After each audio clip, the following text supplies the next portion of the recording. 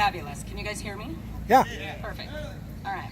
So please forgive me. I'm definitely going to have some issues today. A little higher. There we go. There we go. Better? I can get closer. I got a big mouth, so. Yeah.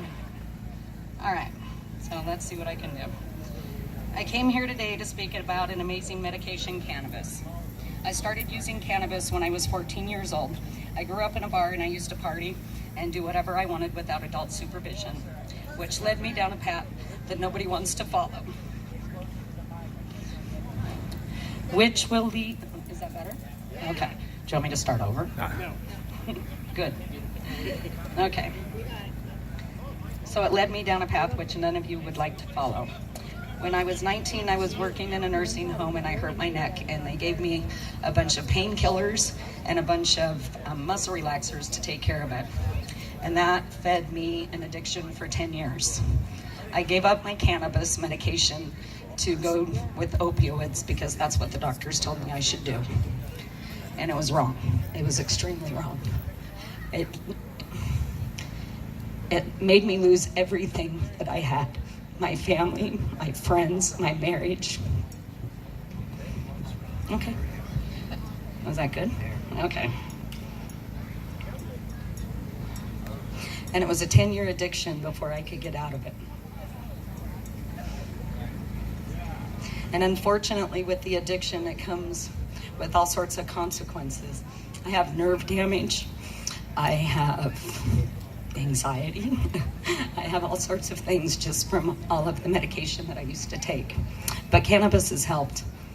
And my medical cannabis journey started about 4 years ago. My son's wife, her mother had breast cancer, and she was being treated with all sorts of radiation and chemotherapy. And she said, "Theresa, you're the only one that I know that uses marijuana. Can you help?"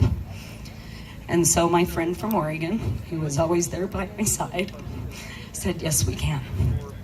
And she went on YouTube. I don't know if you guys are familiar, but there's an amazing thing called YouTube, and it will teach you to do anything and everything you need to do in life. I promise. So there's this guy, Rick Simpson, just so happens, I wish he was my uncle. I hope he is. I'm looking into genealogy right now. But she found Rick Simpson oil, and we educated ourselves about it. And we were lucky enough to be able to make our friend some medication. Unfortunately, our friend chose not to take the medication because of the stigma that's put on it. And the fact that she couldn't go into her church without feeling ostracized because she was medicating herself with cannabis. And that's sad. It's extremely sad to me. And then 2 years ago, I went in for a normal mammogram and they found a lump in my left breast. Fortunately, I was educated already and I already knew what kind of medication I was going to take. The hardest part was to tell my 4 children the path that I was going to take when they'd already seen our friend pass away from breast cancer. Well, I dropped out of my job and I hung out and heavily medicated for about 3 or 4 months with Rick Simpson oil. And I'm happy to say that I am cancer-free today. Yeah! Thank you. And not only am I cancer-free, but a lot of the problems that I have from my drug addiction have gone away too. When I medicate myself, my shakiness goes away, my anxiety goes away, things like that lead me to live a better life and a happier life. There's a lot of people out there that think that stoners are just lazy people that sit on the couch and smoke pot and eat Cheetos. Well, for one, I don't eat Cheetos. And for another, I am not lazy. I currently work for the Parma Senior Center and I do their transportation department. And in 3 days, I obtained $20,000 worth of money from the local community to get a $54,000 grant for a bus. So anybody that tells you that somebody that uses cannabis is lazy can kiss my butt.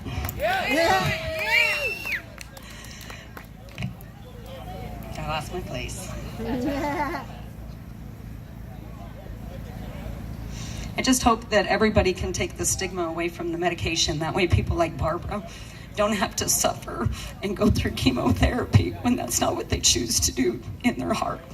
Thank you for your time and have a pleasant day.